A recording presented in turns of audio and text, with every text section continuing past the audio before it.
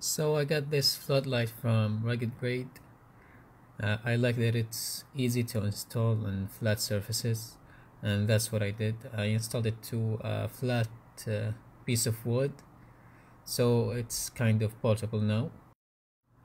And you can also tilt it vertically around 180 degrees, and you can do the same horizontally, but 360 degrees all the way.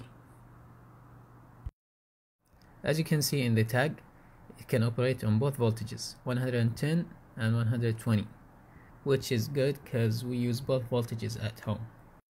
The tag also stated that it's 40 watts, so I used the wattage monitor to measure the actual amount of power that it delivers, and it gave a reading of 38.5, which is good.